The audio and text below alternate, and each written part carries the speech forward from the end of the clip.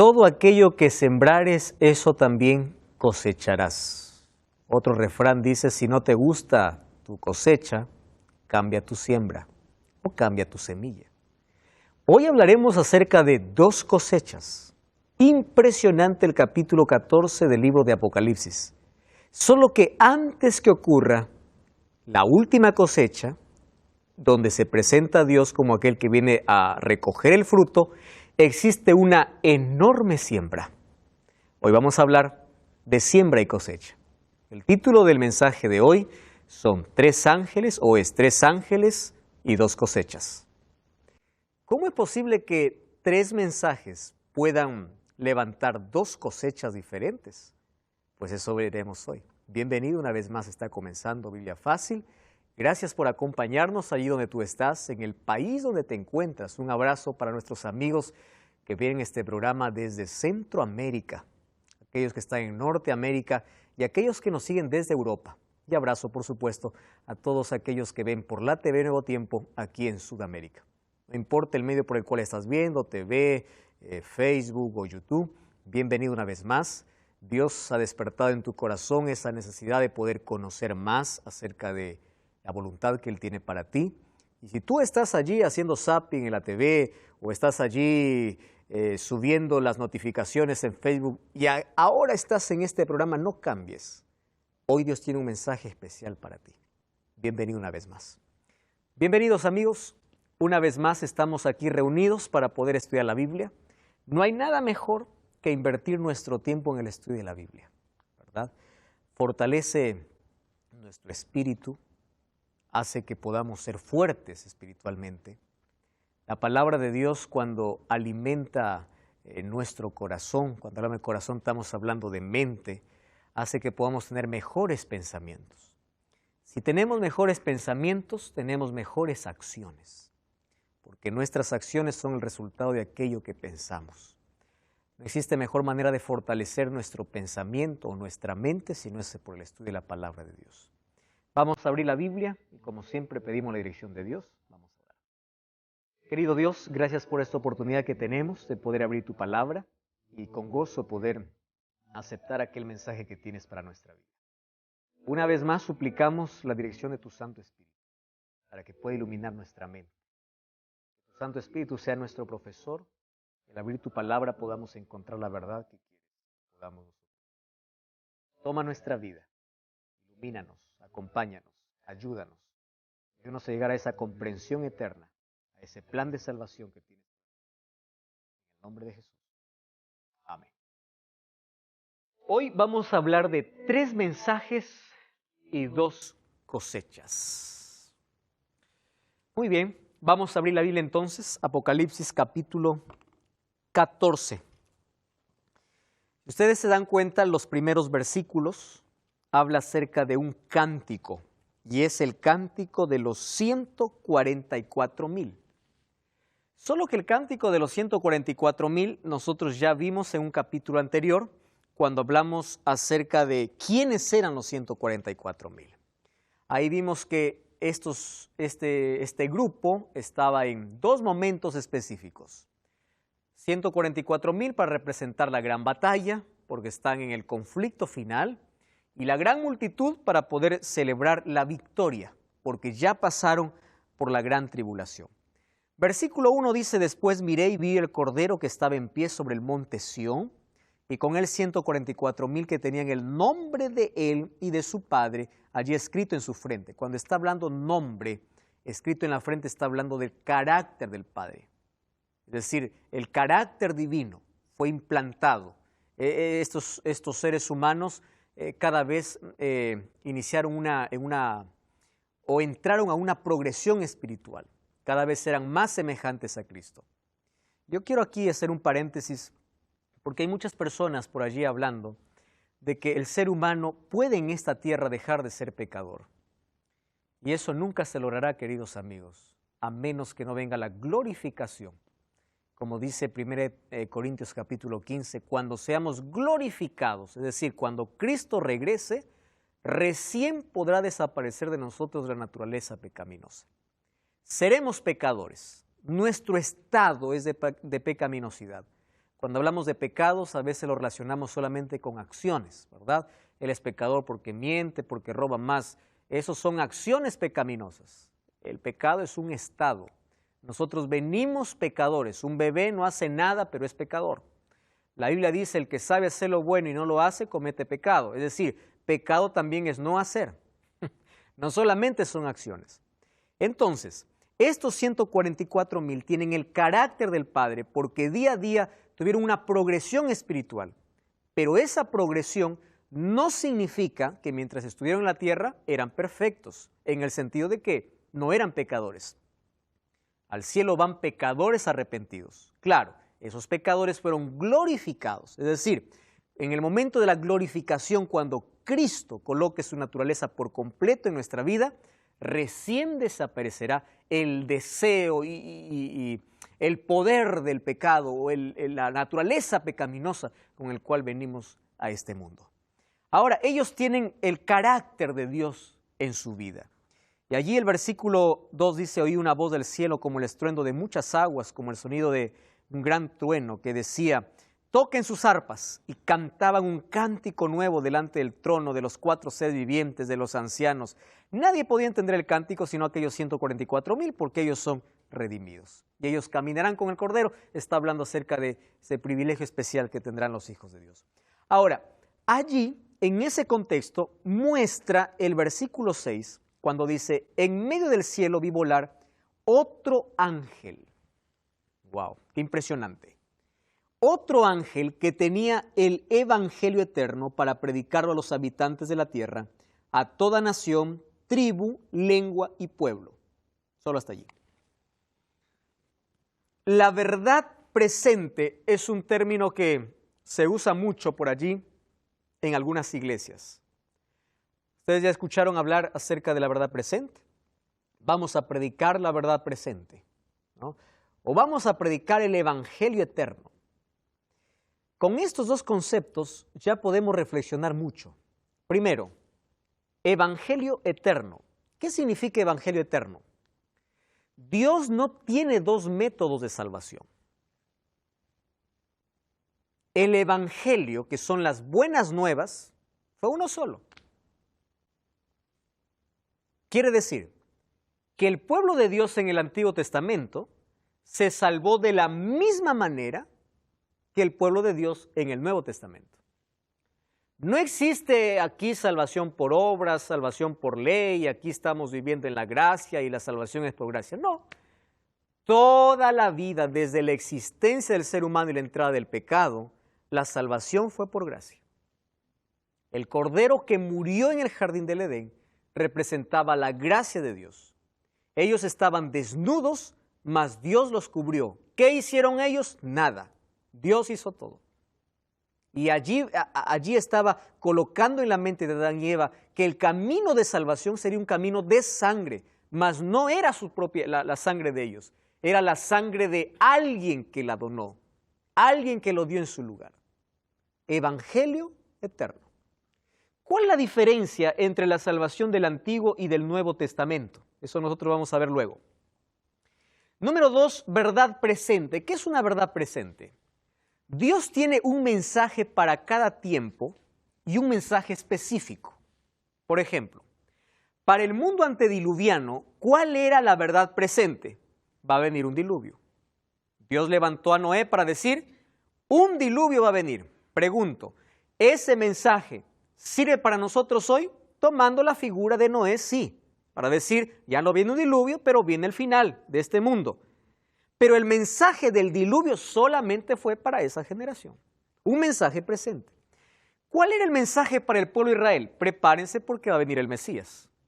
Juan capítulo 1, versículo 11 y 12 dice, y a lo suyo vino y los suyos no lo recibieron, aunque tenían tanta luz sobre el mensaje que se predicaba en su tiempo, el pueblo no estuvo preparado. Entonces, Dios tiene un mensaje específico, un evangelio eterno.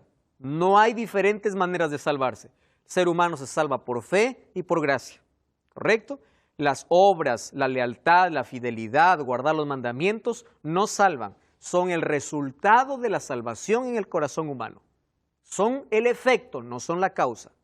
Ahora, Dios tuvo un mensaje presente para cada época. Y Dios tiene un mensaje para el tiempo del fin. Entonces, aquí vamos a ver que hay 3 mensajes dados por 3 ángeles para nuestro tiempo.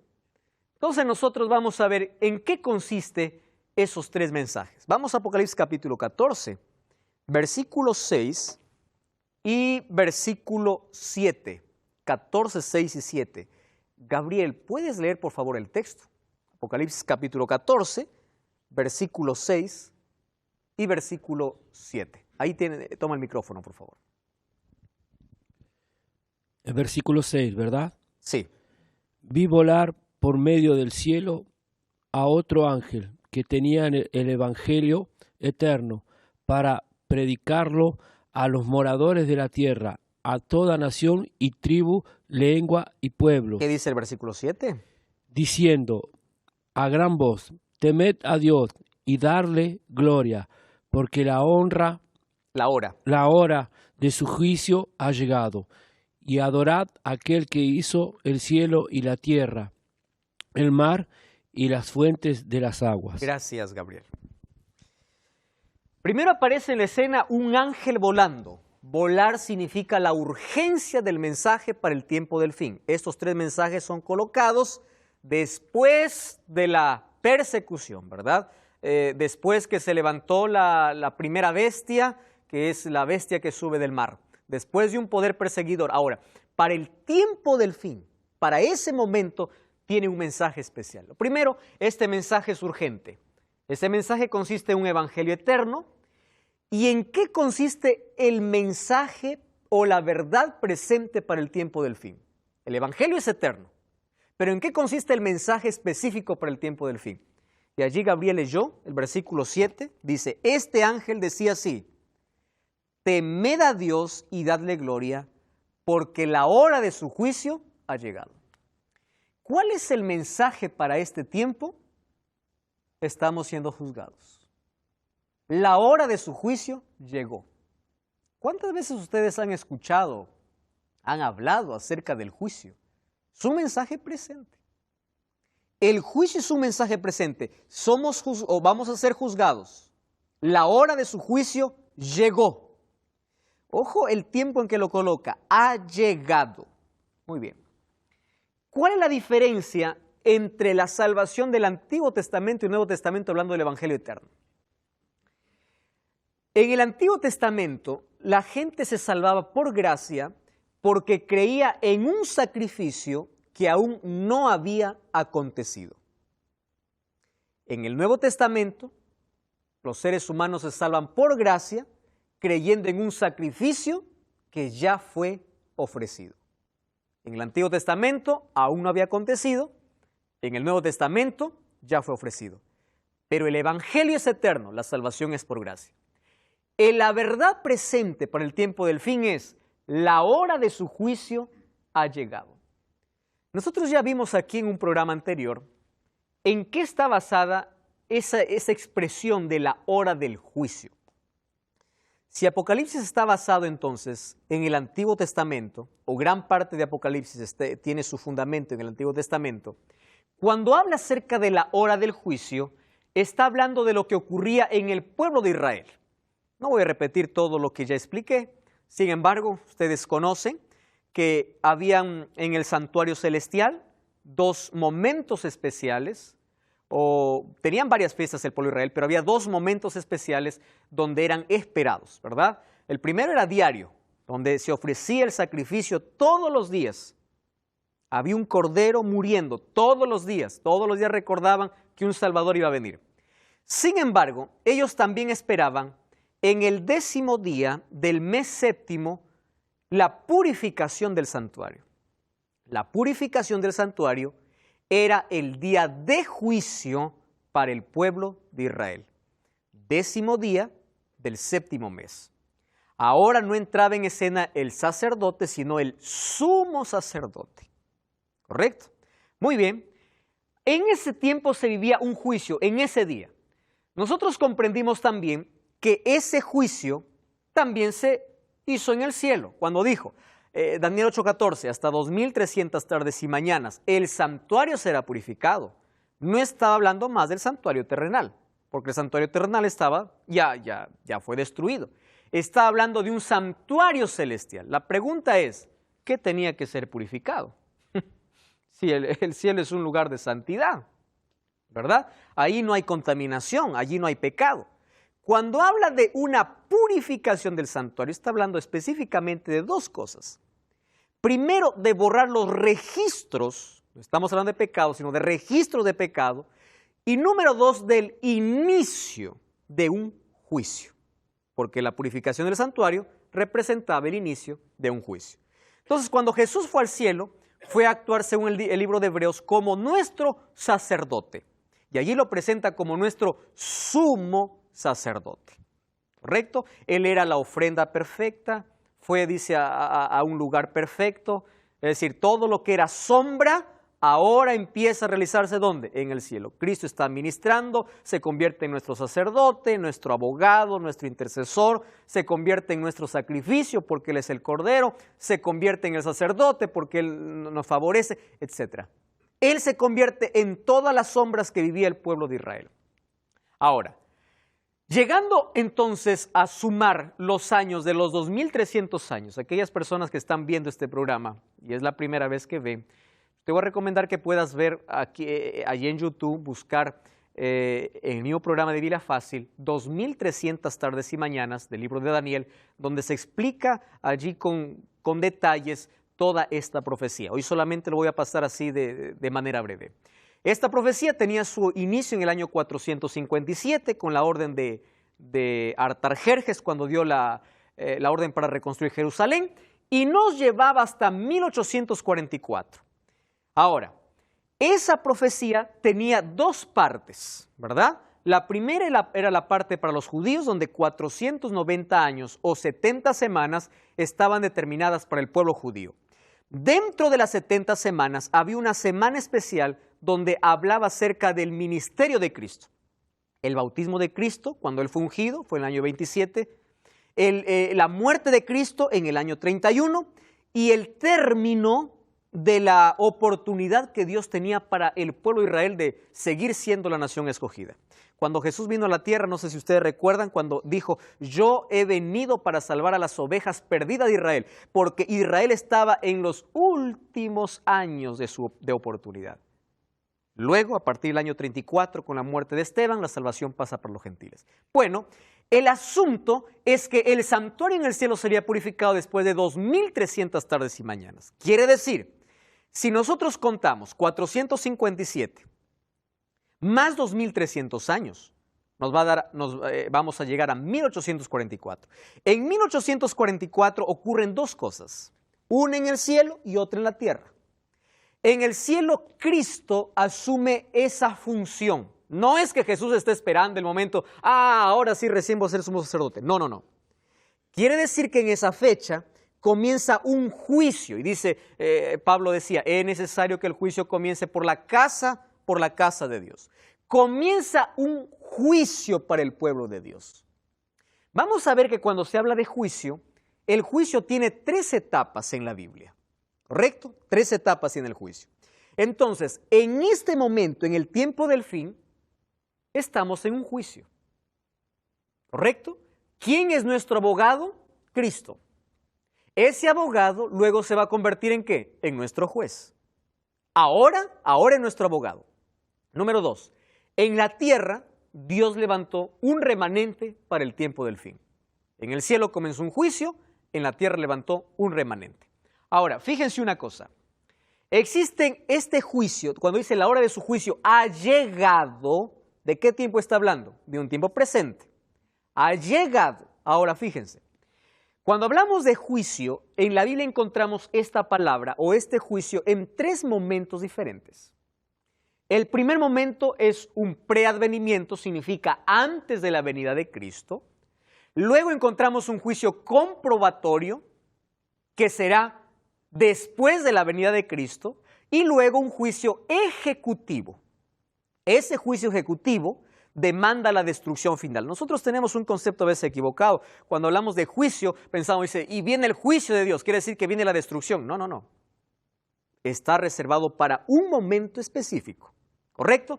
Vamos entonces a analizar de qué juicio está hablando aquí este primer ángel. Vamos al juicio de preadvenimiento. Cuando vamos a Daniel capítulo 7, versículo 9, miren lo que dice. Yo estuve mirando hasta que fueron puestos unos tronos. Se sentó un anciano de días, anciano significa eternidad, sabiduría, majestuosidad. Su vestido era blanco como la nieve, pureza y santidad. El pelo de su cabeza era como lana limpia, su trono llama de fuego, fuego ardiente de ruedas. Un río luego procedía y salía delante de él, miles y millares le servían, millones de millones estaban delante de él. El juez se sentó y los libros fueron abiertos. ¿Qué libros? Vamos a abrir la Biblia, una vez más. Vamos a Apocalipsis capítulo 20, versículo 12. Apocalipsis capítulo 20, versículo 12. Dice así. Vi muertos, grandes y pequeños, de pie ante Dios. Los libros fueron abiertos y otro libro fue abierto, el cual es el libro de ¿qué dice? De la vida. Dice libros. Acá aparece un libro, es el libro de la vida. Y fueron juzgados los muertos por las cosas que estaban escritas en los libros. Quiere decir que no hay un libro, hay más de un libro. El primero es el libro de la vida. Vamos a Malaquías capítulo 3. El último libro del Antiguo Testamento. Malaquías capítulo 3, versículo 16. Entonces los que temían a Jehová hablaron entre sí, y Jehová escuchó, y fue escrito ante él un memorial delante de los que temen a Jehová y honran su nombre. Aquí está hablando acerca de un libro donde están registradas las acciones, los hechos, las cosas que suceden con los seres humanos. Habla acerca de un registro, libro de la vida, libro de registro, y también nos habla acerca de un libro que es el libro de la muerte. Apocalipsis capítulo 20, el versículo 15, allí dice que aquellos que no fueron encontrados en el libro de la vida, quiere decir que estaban en el otro libro, que es el libro de la muerte, ellos fueron destruidos. Los libros fueron abiertos. Está hablando aquí en una escena de juicio. Ahora, escuchen aquí. Nosotros estamos en ese periodo del tiempo del fin y estamos siendo juzgados. ¿Quiénes entran a este juicio? En este juicio preadvenimiento significa que se deciden los casos de aquellos que se salvan y de aquellos que se pierden. ¿Correcto? ¿Quién lo decide? Dios. No hay un ser humano allí. Dios decide el caso. ¿Quiénes entran? No entran todos los seres humanos. Entran solamente aquellos que creen en Dios. Entonces es práctico aquí. Aquel que dice creer en Dios entra a juicio para pesar sus obras, para pesar sus acciones, para ver su lealtad, para ver su fidelidad. Todo el que dice ser cristiano entra en el juicio. Y aquel que no es cristiano, aquel que rechaza a Cristo, que dice Juan capítulo 3. Vamos a Juan capítulo 3. Miren. Juan, capítulo 3. Vamos a leer el versículo 18. ¿Qué dice allí? El que en él cree no es condenado, pero el que no cree ya ha sido condenado, porque no ha creído en el nombre del unigénito Hijo de Dios. Quiere decir que en este juicio preadvenimiento entra todo aquel que dice creer en Dios y allí se decide su caso. ¿Correcto? Porque creer va más allá de un conocimiento. Yo creo que Dios existe. No. Creer significa compromiso, lealtad, fidelidad, aceptar la gracia de Dios, vivir de acuerdo a las normas divinas. Esto es el juicio preadvenimiento. ¿Cuándo termina? Vamos a ver en el siguiente capítulo que este juicio termina cuando acaba la gracia de Dios. ¿Cuándo acaba la gracia de Dios? No sabemos, ¿correcto? No hay una fecha. Solo hay allí una señal que nos da, pero eso veremos todavía en el próximo capítulo. Luego viene el juicio comprobatorio. Miren, Apocalipsis capítulo 20. Vamos a Apocalipsis capítulo 20, versículo 1 al versículo 4. Apocalipsis capítulo 20, versículo 1 al 4. Vi un ángel que descendía del cielo con la llave del abismo. Vamos al versículo 4. De frente vamos al versículo 4. Dice así. Vi tronos. ¿Qué cosa vio Juan? Tronos. Se sentaron sobre ellos. ¿Quiénes? Los que recibieron facultad ¿de qué? De juzgar. Juzgar está hablando de un juicio, ¿correcto? Y vi las almas de los decapitados por causa del testimonio de Jesús, la palabra de Dios, los que no habían adorado la imagen, ni recibieron la marca en sus frentes. Ellos reinaron con Cristo 1000 años. Quiere decir que aquí habla de una etapa nueva del juicio. Solo que en este juicio ya no se decide quién se pierde o quién se salva. Por eso se llama el juicio comprobatorio. Porque este juicio no es que decide, sino comprueba la justicia de Dios. ¿Saben por qué? Porque en el cielo habrá muchas sorpresas. ¿Cuáles serán las sorpresas? Gente tan mala estará allá en el cielo. ¿Y tú qué haces aquí? ¿Y dónde está fulano de tal que era tan buena persona, que hizo tantas cosas buenas? No está. La eternidad se va a comenzar sin un rastro de duda. ¿Correcto? Por eso existe un juicio de comprobación. El juicio vimos que está dividido en 3 etapas. La primera es un juicio preadvenimiento antes de que Cristo regrese. En ese juicio se determina quiénes se salvan y quiénes se pierden. ¿Cuándo termina ese momento de juicio? Cuando Cristo sale del lugar santísimo y deja de ser nuestro intercesor. Eso veremos en el siguiente capítulo. Quiere decir que cuando Cristo regrese, el caso de todos está decidido. Está decidido. Luego viene un juicio de comprobación, donde en este juicio los redimidos tienen la potestad de juzgar. No para decir, este merece perder, este merece salvarse. No, solamente ¿para qué? Para ver la justicia de Cristo. No habrá un rastro de duda en la eternidad por qué se salvó o por qué se perdió alguien. Porque todos veremos o tendremos acceso ¿a qué? A esa información. Luego viene un tercer juicio que es el juicio ejecutivo. Entonces vamos a Apocalipsis capítulo 20, versículo 9 y versículo 10. 29 dice así. Subieron por la anchura de la tierra, rodearon el campamento de los santos de la ciudad. No está hablando aquí de la segunda venida, está hablando después de la segunda venida. Y de Dios descendió fuego del cielo y los consumió. Versículo 10, el diablo que los engañaba fue lanzado al lago de fuego y azufre, donde están, ¿quiénes están? La bestia, el falso profeta, y serán atormentados día y noche por los siglos de los siglos. Este texto, día y noche por los siglos de los siglos, lo vamos a ver cuando lleguemos al capítulo 20. ¿Está bien? Pero aquí lo que está diciendo es, las consecuencias son eternas. Cuando se habla de fuego eterno, está hablando de consecuencias eternas. No está hablando de que ellos van a arder toda la vida, día y noche, y van a estar atormentados para siempre. Por una razón muy simple. Solo piensen conmigo lo siguiente. ¿Quiénes son los únicos que tienen vida eterna? Los que tienen a Cristo. Cuando nosotros pensamos que el infierno es tormento eterno, estamos diciendo que también los que no tienen a Cristo tienen vida eterna. Porque para que sufran eternamente, tienen que vivir eternamente. Y eso es totalmente antibíblico, ¿correcto? Aquí está hablando de consecuencia eterna. Entonces, después viene ese juicio ejecutivo. Es decir, ejecuta, ahí está, primero ya fue dada la sentencia, ¿está bien? Fue dada la sentencia antes de que Cristo regrese. Fue comprobada la sentencia por los redimidos. Y finalmente viene la ejecución.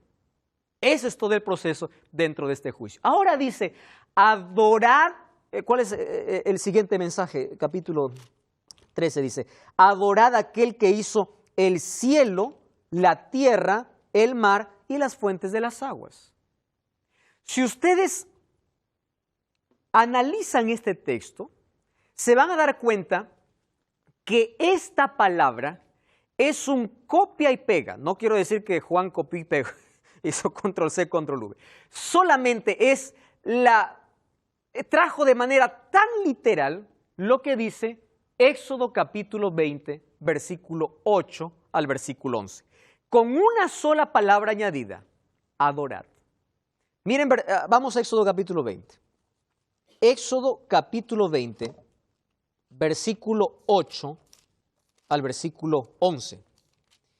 Allí vamos al versículo 11. En 6 días hizo Jehová. ¿Qué cosa dice? Los cielos, la tierra, el mar y todas las cosas que en ellos hay. Juan toma, o el mensaje del tercer ángel es: la hora de su juicio ha llegado y adoren a aquel que hizo el cielo, la tierra, el mar y las fuentes de las aguas. ¿De qué está hablando? De adoración. ¿Correcto? El asunto es adoración. ¿Tomando qué cosa? El cuarto mandamiento.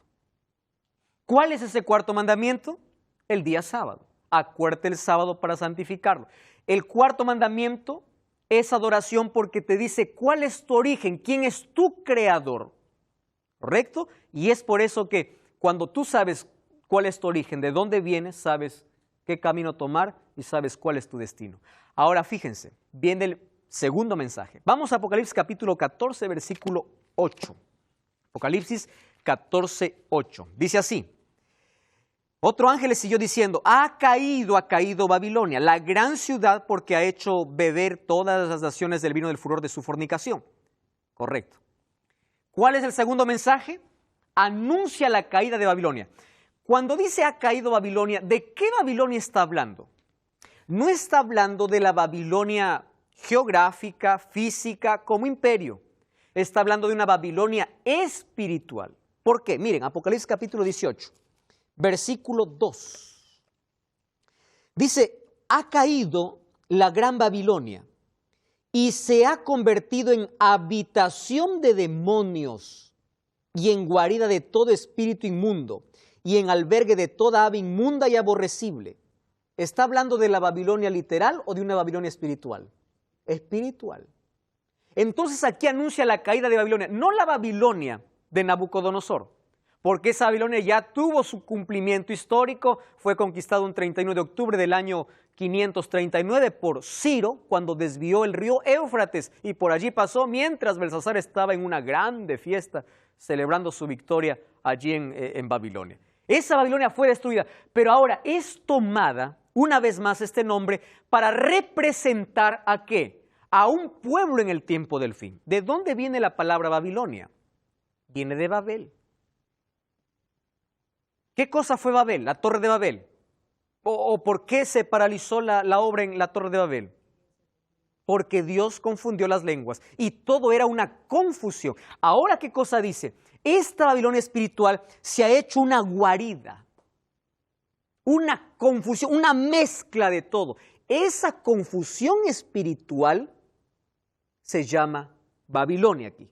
Ahora, dice así, Babilonia ahora representa la confusión religiosa, ¿verdad? Saben, un estudio que se hizo hace un par de años, revelaba que cada día, o mejor dicho, cada hora se está abriendo una nueva iglesia en el mundo. Cada hora. Y por lo menos habían reconocidas 34,000 denominaciones religiosas. 34,000. No estamos hablando de las religiones grandes como el cristianismo y la misma. No, dentro del cristianismo habían 34,000 en el mundo. Y cada hora se estaba abriendo una más.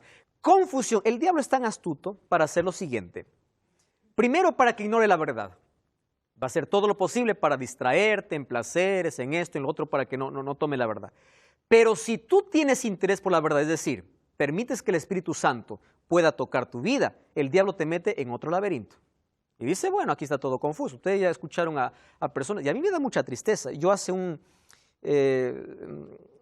par de meses, ¿sabes, Pablo? Yo leí ahí en OLX un pastor que vendía su iglesia con miembros. Y decía, vendo iglesia, Gabriel, no sé si viste ese anuncio, con 60 miembros. Y allí decía la cantidad que él vendía. Vendía personas, sus feligreses. Imagínate, en esa confusión religiosa, el ser humano mira la religión y dice, esto es una bajeza, ¿verdad? o gente por este lado haciendo tanto laberinto, o por el otro lado haciendo tantas señales, o por acá pidiendo tanta plata por hacer milagros. Total, todo es una confusión. El diablo es tan astuto para que en nombre de la Biblia pueda crearse una confusión enorme. Entonces, en esa confusión, el mensaje del segundo ángel dice, cayó Babilonia, ten cuidado. ¿Y cuál es el mensaje de Dios allí? Miren el capítulo 18, versículo 4. Dice, otra voz del cielo decía, salid de ella, pueblo mío. Aquí está, escuchen aquí, la garantía de que Dios tiene un pueblo en todo el mundo, en todas las religiones, en todas las denominaciones, pero que en un momento tienen que salir.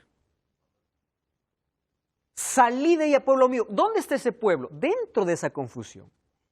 Pero comprende la verdad y sale y abraza la verdad, da un paso de fe.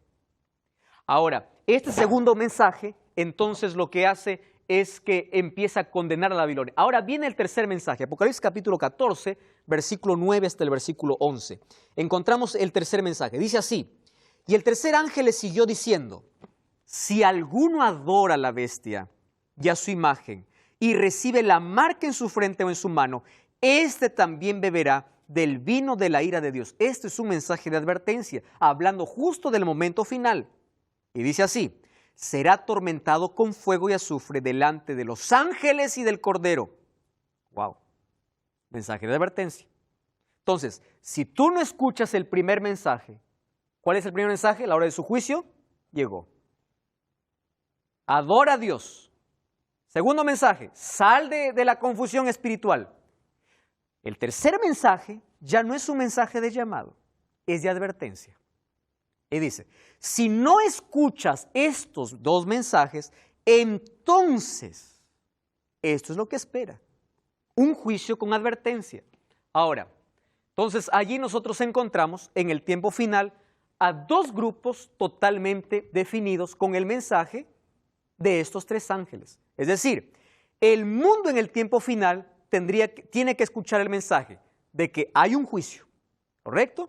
Número dos, que tienen que adorar a Dios. Adoración involucra vida, vestimenta, acciones, palabras, y la ley de Dios involucra el día sábado.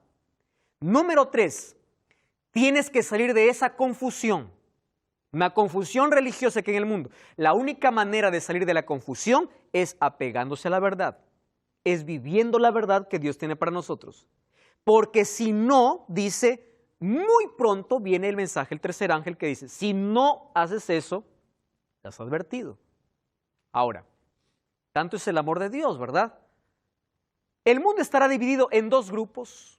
En el capítulo anterior hablamos allí con Pablo de un camino que hoy se está recorriendo en el mundo, que es el camino del ecumenismo, ¿verdad? De la unidad, de la unión de iglesias, unión en todo. Tomando incluso una oración de Cristo cuando dijo, quiero que todos sean uno. Ahora ellos dicen, la unidad solamente se basa en el amor. La unidad se basa en la verdad, en la palabra de Dios. Ahora, dejando ese punto, ahora viene otro asunto, mire.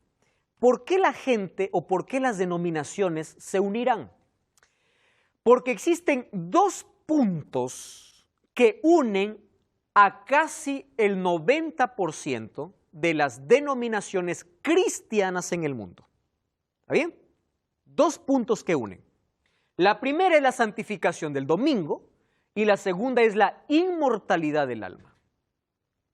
Son dos pilares fundamentales. Todos creyendo en un tormento eterno, todos creyendo en un fuego que va a arder eternamente, o todos creyendo de que cuando el ser humano sale el alma, etcétera, etcétera. Inmortalidad del alma y santificación del domingo. Ahora, hay muchos textos que hoy podemos ver, ya no tenemos tiempo más para ello, mas Juan capítulo 11, versículo 11, hablando acerca de la inmortalidad del alma, Lázaro estuvo 4 días allí en el sepulcro, ¿verdad? Cuando salió Lázaro, ¿qué cosa contó? Dijo, yo estuve allá en el cielo y la gloria, Señor, ¿para qué me trajiste? Yo estaba bien allá. No mencionó eso. O no dijo, yo salí del infierno.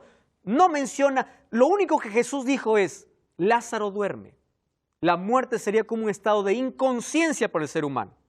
Pablo cuando dijo a Timoteo, yo ya estoy para ser sacrificado, en 2 Timoteo capítulo 4, versículos 7 y 8, dice, mas en aquel día me dará el Señor juez justo la corona de vida. ¿Correcto? Esto es un tema como para poder hablar durante una hora. Sin embargo, son dos pilares que unen a las denominaciones en el mundo. Ahora llegamos a la parte final del capítulo 14. Quiere decir, la proclamación del Evangelio en el tiempo del fin ha dividido a la gente en dos grupos. Los que han respondido al Evangelio y adoran al verdadero Dios en medio de la oposición y de la opresión, y los que han rechazado y se pusieron del lado de Satanás y de la bestia. La historia está a punto de concluir y Cristo vendrá para dar a cada uno su recompensa. Pero antes de esto, miren, vamos al capítulo 14 una vez más. Apocalipsis capítulo 14. Antes de esto ocurrirá una separación del pueblo de Dios para el reino y de los impíos para el derramamiento de la ira de Dios, porque la ira de Dios se va a ver en las 7 plagas, que es el próximo capítulo. Y Juan describe esto en términos de 2 cosechas. Vamos a leer capítulo 14, versículo 14. Mire, vi una nube blanca, sentado sobre la nube uno semejante al Hijo del Hombre, llevaba en la cabeza una corona de oro, en la mano una hoz aguda. Presten atención. Otra voz salió del templo gritando, mete tu hoz y ciega. ¿Qué cosa está diciendo? La hora ha llegado. ¿En qué momento ocurre? Después del mensaje de los 3 ángeles. La hora ha llegado. ¿Qué hora?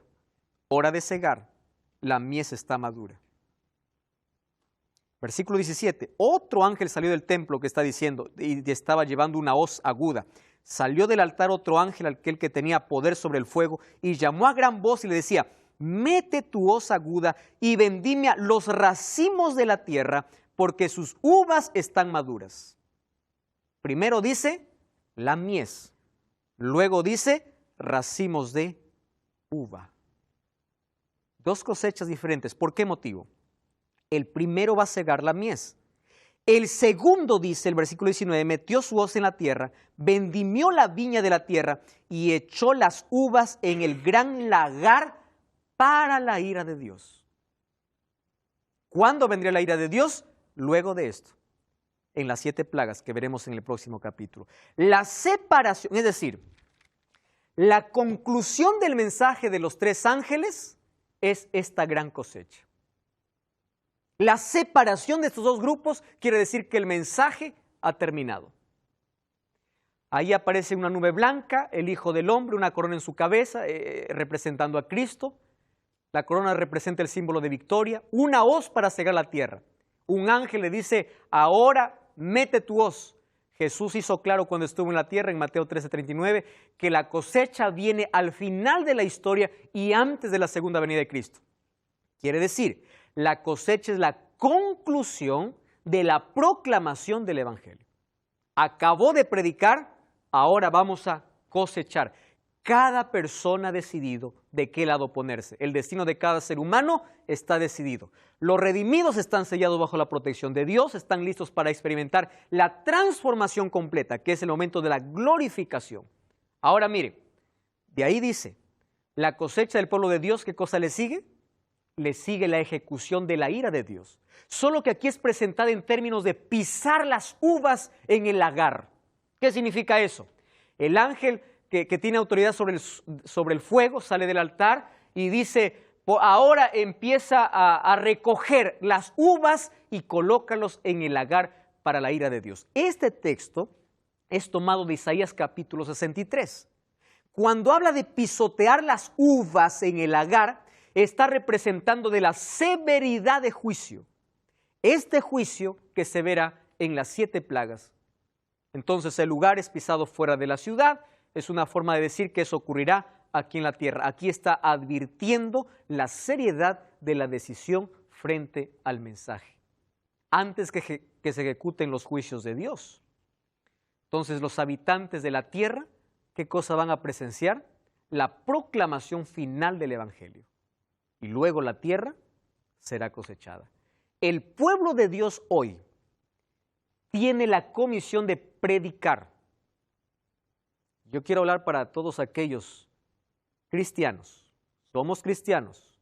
Escúchame una cosa. Nuestra misión es predicar. Cuando nosotros dejamos de predicar, perdemos nuestra razón de existir. ¿Por qué Dios levantó un pueblo? Para predicar. Nacimos para predicar. Entonces, la razón de existir de la iglesia es predicar. Su misión es predicar. Porque ese mensaje también le dice cuál es su destino. Y la proclamación final del Evangelio será completada, me encanta este texto, no por sabiduría humana, sino por medio del poder del Espíritu Santo. Nuestra tarea solo es proclamar, exaltar a Cristo. Entonces presenciaremos la terminación de la predicación y luego veremos a Cristo regresar en las nubes de los cielos. Querido, hoy se está predicando este mensaje para ti. La hora de su juicio ha llegado. Adora a Dios, no te adores a ti mismo. No adores a seres humanos, no adores al enemigo. Adora a Dios. ¿Sabes por qué? Porque muy pronto esa grande cosecha llegará. Aquellos que forman parte de la mies y aquellos que representan las uvas para ser pisados en el lagar. No es una amenaza, mas es una advertencia llena de amor. Dios quiere salvarte. Por eso dio su vida. Dios no preparó aquellos juicios para lastimarte. Dios quiere verte en eternidad. Mas son tus decisiones o tu respuesta al Evangelio que escuchas aquello que decidirá cuál es tu final. Yo quiero que tú puedas hoy rendirte a Jesús. Ríndete a Cristo. Ríndete ante el poder del Evangelio. Sé que el Espíritu Santo está trabajando en tu corazón. Durante esta temporada tú estás comprendiendo el mensaje que Dios tiene para tu vida y es hora de rendirse. No existe mejor lugar en este mundo que estar a sus pies, aceptar su Evangelio y formar parte de esa mies que pronto será cegada. Qué maravilloso es cuando el ser humano es tocado por el Espíritu Santo. El Espíritu Santo tiene una misión especial en este momento, en este tiempo final de la historia. Y es convencer de pecado, mostrar la verdad. No es por casualidad que tú ves este programa. No existen casualidades, existen propósitos en Dios. Hoy te quedaste mirando hasta el final, porque Dios quiere salvarte y Dios te ama. Tiene un plan maravilloso para tu vida. Cuando la palabra de Dios se abre, es como una semilla que entra a nuestro corazón. Hay que cultivarla, hay que regarla, hay que dejarla crecer todos los días. Jesús mencionó esto en una parábola en Mateo capítulo 4, Marcos capítulo 4, donde habla acerca de 4 diferentes terrenos cuando Él empieza a colocar su palabra en el corazón. Hay un terreno endurecido, un terreno frágil, blando. Hay otro terreno espinoso y otro pedregoso. Esa palabra hoy es colocada en tu corazón. Y el último mensaje que Dios tiene para su pueblo es: adora a Dios, adora a Dios. La hora de su juicio ha llegado. Prepárate para ese grande encuentro. ¿Sabes por qué? Porque aquella palabra que sembró en tu corazón ahora va a ser cosechada. Solo que existe solamente 2 cosechas. Una cosecha para llevar al cielo y la otra es para ser destruida. Yo quiero verte dentro de ese grupo de victoriosos, donde es impresionado por el Espíritu Santo, donde es capaz de responder de manera positiva a este evangelio de salvación. Dios te ama y Dios quiere verte en el cielo. Hoy quiero orar por ti. Quiero pedir que tú puedas ser sensible a la voz del Espíritu Santo, puedas escuchar su voz, puedas aceptar su mensaje, puedas ser abrazado por sus promesas. ¿Quieres orar conmigo? Vamos a orar juntos. Querido Dios, gracias porque una vez más en tu palabra encontramos una invitación de amor. Tú no quieres que ninguno perezca porque moriste por todo ser humano. Diste tu vida por cada persona, sin importar la condición, la situación, el grado de acciones pecaminosas que pueda cometer en la vida. Tú los amas a todos por igual. Sin embargo, hoy llega también un mensaje de advertencia. Y ese mensaje es que si nosotros elegimos equivocadamente, podemos tener un destino desagradable. Hoy queremos decidir por Jesús. Queremos rendirnos a Jesús. Toma nuestra vida, coloca tu palabra en nuestro corazón. Ayúdanos a vivir de acuerdo a tu voluntad. En el nombre de Jesús. Amén.